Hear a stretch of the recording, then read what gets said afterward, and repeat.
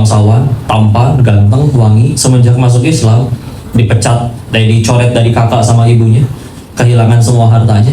Padahal tugasnya luar biasa, membuka pertama kali membawa 6 orang pemuda ya, membuka Yastrib menjadi Madinah dan siap untuk menerima Nabi. Madinah itu dibuka hanya dengan 6 orang pemuda saja, enggak serombongan sebelum Nabi datang. Ya. Dan wafatnya di mana? Perang Uhud.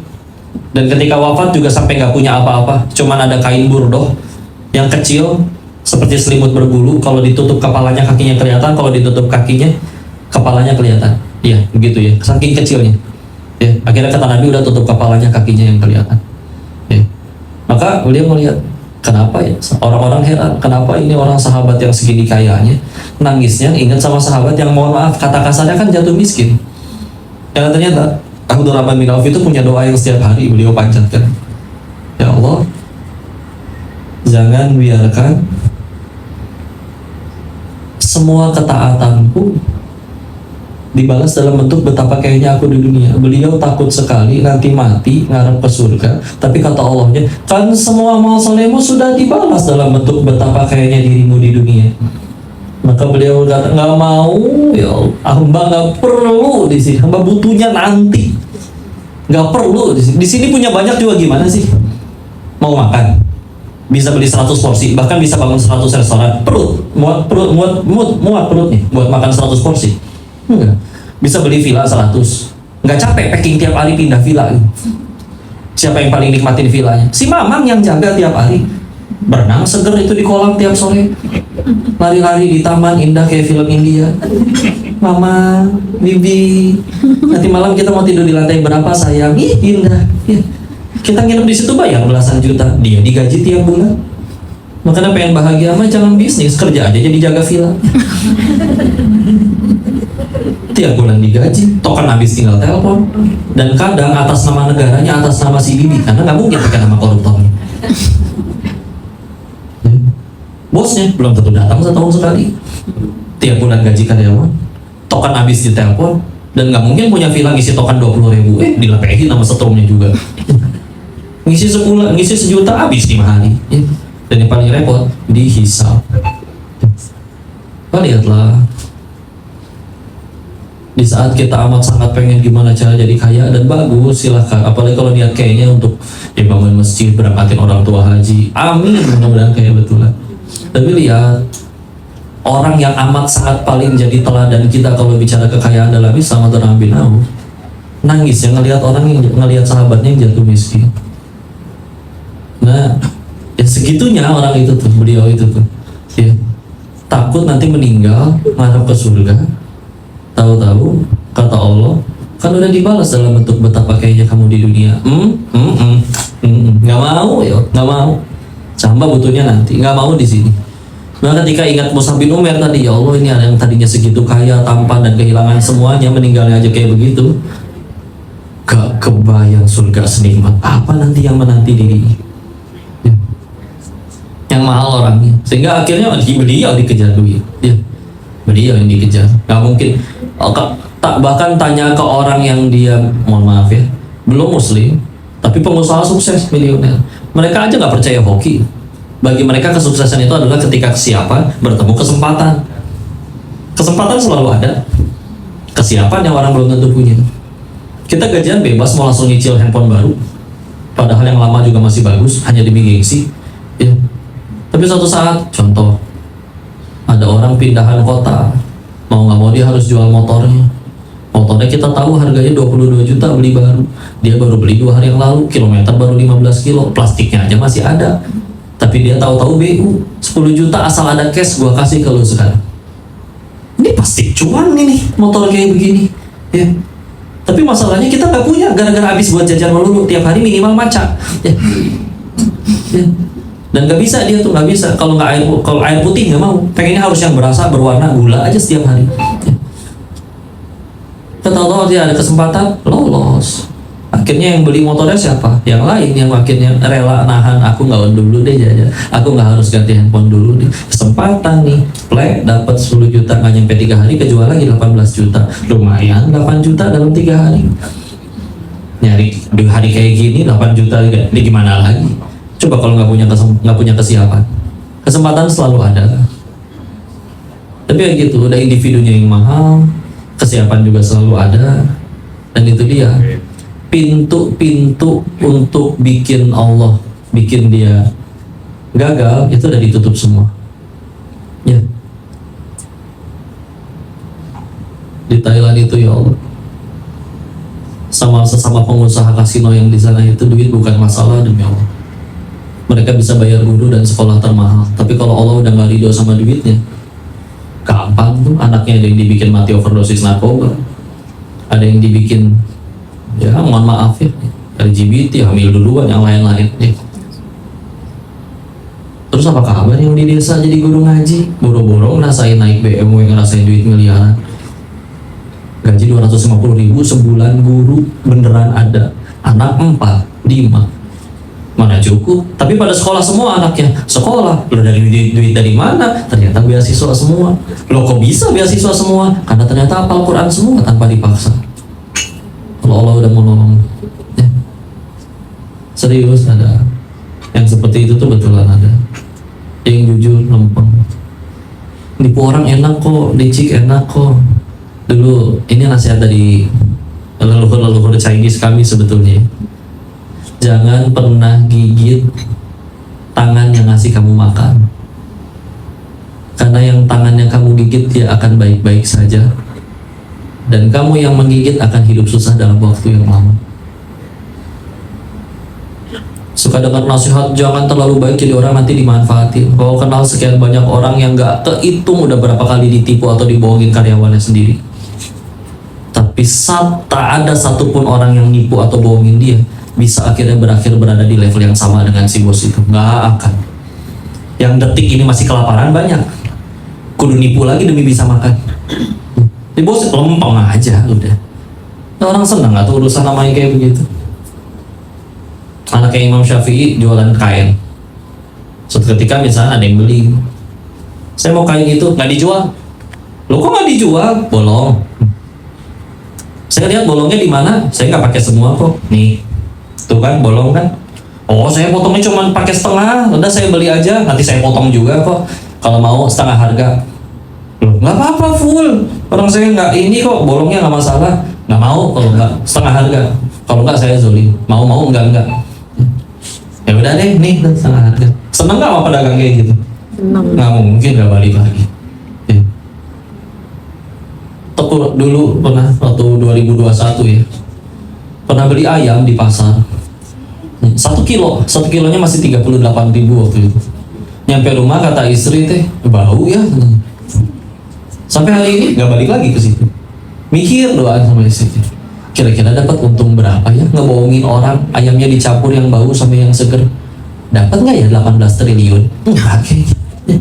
Orang harga ayamnya aja 38.000 perak, masa ya keuntungannya triliunan? Mungkin dapat keuntungan tambahannya gara-gara ngebohong kayak gitu mungkin 10.000 perak. Pertanyaannya worth it 10.000 perak demi kehilangan satu pelanggan? Mending kalau pelanggannya diem, kalau nyap-nyap cerita lagi ke 100 orang. Jadi meskipun nggak langsung tiba-tiba sekali kita ngebohong tahu-tahu ada petir nyamber, enggak. Rumah tiba-tiba roboh, enggak. Tapi betulan ada kayak gitu. Dan iya, apa yang terjadi kita besok tuh kalau mau jujur hasil dari kita hari ini ngapain ya. Dan setiap kali kita berbuat baik teh aslinya bukan bodoh gara-gara dijahatin orang terus, udah tahu dijahatin, ditipuin tetap aja jadi orang baik, bodoh enggak. Karena aslinya kita berbuat baik teh kita lagi nabung kebaikan buat diri sendiri ya. Kita buat jahat teh berarti kita lagi nabung kejahatan buat diri sendiri, pasti balik, nggak mungkin enggak ya. Jadi ya udah, yuk undanglah kebaikan itu dengan kebaikan kita sendiri ya. Di zamannya Umar bin Khattab radhiyallahu anhu, beliau tuh pernah ke pasar terus berkata, yang pengen jualan di sini tolong belajar ilmu muamalah dulu ya, mana halal, mana boleh, mana tidak ya. Selain itu nggak boleh. Beliau seketat itu. Memang kenapa? Boleh nggak sambil dagang kita sambil belajar? Nah ini yang kita suka nih. Bahasa kerennya learning by doing. Nah, ya, bahasa kerennya. Kata beliau enggak.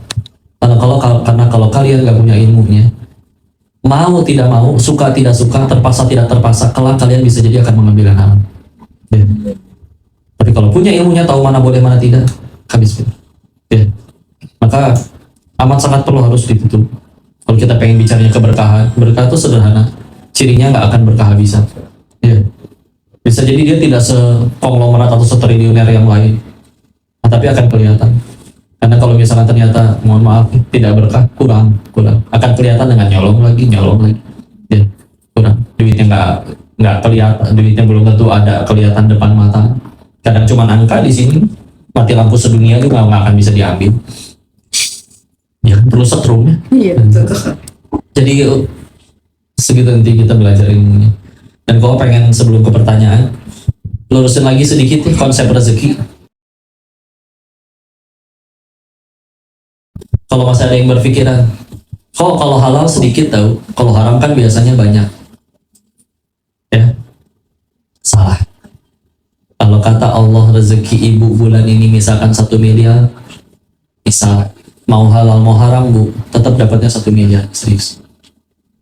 Kalau ada yang pasti ngejar kita dan pasti kena kepada kita selain ajal, selain maut, itu rezeki. Ya. Pasti. Ya. Tanda saya dari mana? Singkat cerita ya. Ali bin Abi Thalib, sepupu Nabi, beliau nyuruh seorang pemuda bersihin kudanya, mandiin kudanya. Ditinggal sholat. Beres sholat, kudanya ada tapi pelananya hilang. Tahu pelana ya yang ada buat dudukan yang nyambung ada besi ke bawahnya. Hilang. Ya udah beliau pergi ke toko jadi pelana baru. Nyampe salah satu toko ngelihat kayak yang kenal tuh. Ditanya, Pak itu pelana bapak dapat dari mana? Pelana beliau ini. Oh tadi ada pemuda jual. Dikasih berapa Pak kalau boleh tahu? 1 dirham. Dalam hati beliau, demi Allah yang jiwaku ada dalam genggamannya, seberes aku sholat pun aku pengen ngasih 1 dirham. Sama tidak nominalnya? Sama. Cuman si pemuda mikir kayak gini, ditinggal sholat nih, pasti lama nih, karena ini sahabat Nabi yang sholat, bukan kita, nggak mungkin kuliah kulu nih. Dan kita bisa jadi kuliah kulu cepet. Ya. Maka daripada lama beliau pikir, kenapa nggak dicolong? 1 duitnya lebih cepat, 2 duitnya bisa jadi lebih gede. Dicolong. Keliling sekian banyak toko, jawabannya sama semua. Dek, mau? Enggak. Kalau mau nih 1 dirham, kalau enggak bawa ke toko lain. Pergi ke toko lain, sama jawabannya. Akhirnya ketika udah mentok, udah Pak sini. Daripada kalah aku udah sini 1 dirham. Tapi dia dapat 1 dirhamnya plus dosa. Dia kalau memilih sabar, dia dapat 1 dirhamnya plus pahala. Sama nggak nominal? Sama. Tapi mana yang lebih cuan? Plus dosa atau plus pahala? Ya. Biasanya masih ada yang nyanggah. Itu yang korupsi di saldonya banyak kok. Ya. Bedanya 2. Ketangkap duluan atau mati duluan. Ya, jujur ya. Kata Nabi soalnya kayak begini. Rezeki manusia itu cuma 3. 1 yang dimakan jadi kotoran. 2 yang dikenakan jadi usah. 3 yang diinfakkan di jalan Allah. Biar apal ya. 1 yang dimakan jadi, 2 yang dikenakan jadi, 3 yang diinfakkan di jalan Allah. Ini air boleh diminum? Boleh kakak, silakan kak. Bentar ya. Boleh saya bawa pulang nggak? Boleh kok. Berarti ini air. Tolong sama Ibiska ya, konfirmasi. Berarti ini air rezeki saya ya. Ternyata di jalan tumpah, diminum kucing. Berarti saya cuma disuruh nganterin air ini ke kucing. Ya. Di rumah ibu punya kulkas? Punya. Di dalamnya ada miga, minuman segar. Oh, Miga. Boleh dong singkatan. Saya Oh, tahu. ada singkatan. Saya taunya Mijon kok. Ya. Ternyata ponakan pada datang diminumin habis 1 kulkas. Rezeki ibu yang beli kulkas dan isinya atau rezeki ponakan? Rezeki Karena pada. sebelum lewat sini belum tentu jadi rezeki kita. Punya rekening, punya buku tabungan, tapi belum masih bisnis syariah. Iya. Belum boleh. Misalkan ya. Karena buku tabungan ini agak misterius ya. Ada yang baca buku kok sedih, Pak itu novel apa? Bukan kok, ini buku tabungan saya. Ya. Maka akhirnya ada orang yang mungkin saldonya banyak, buku rekeningnya happy ending. Tahu-tahu anaknya nelpon, Ma, iya nak, aku belajar nyetir nabrak. Astagfirullah, kamu gak apa-apa sayang? Gak apa-apa ma, tapi aku harus ganti rugi. Astagfirullah, kamu nabrak apa? Ganti ruginya berapa? 4 miliar ma. Kamu nabrak apa sih? Nabrak BMW 8. Ini dia tuh kalau mau cilaka. Kenapa nggak nabrak Pontoge aja? Ternyata dia harus gantiin ke bengkel. Berarti duitnya jadi rezeki Bengkel. kita ngaku nggak. Ini yang benar-benar lebih nyata. Ada kawan dulu waktu di Thailand. Mohon maaf ya, sama-sama salah jalan. Dia jadi bandar narkoba, mohon maaf ya. Saya tidak sebut nama dan ininya. Ambil hikmahnya aja. Beliau bilang nggak pengen selamanya bisnis seperti itu. Suatu saat pengen pulang ke Bogor, orang Bogor juga. Dia pengen nyenengin mamahnya. Jadi sebagai bandar narkoba dia rajin sekali menabung.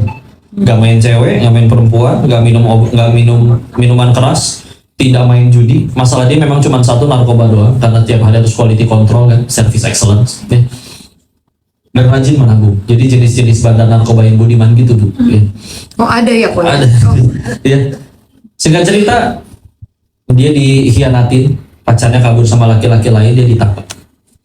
Kenanya di perbatasan Thailand sama Kamboja, jadi masuknya penjara Kamboja. Gak betah, nego dong sama yang nangkep, minta dibebasin. Saya nyebutnya oknum ya, karena demi Allah pasti masih banyak pihak berwajib yang soleh ya. Tapi ini polisi Kamboja deh, jadi nggak apa-apa. Ya. Telat ketahuan. Ya. Baru nyambung kok. Ya kan? Nego nominal yang diminta sama yang nangkepnya tepat senilai tabungan dia 5 tahun jadi bandar narkoba. Bebas sih bebas. Ngelamun tuh. Gua selama ini nabung buat apa tuh ya? Ternyata cuma buat jadi lewat doang, buat jadi rezeki haramnya oknum itu. Sebelum lewat sini, belum tentu jadi milik kita.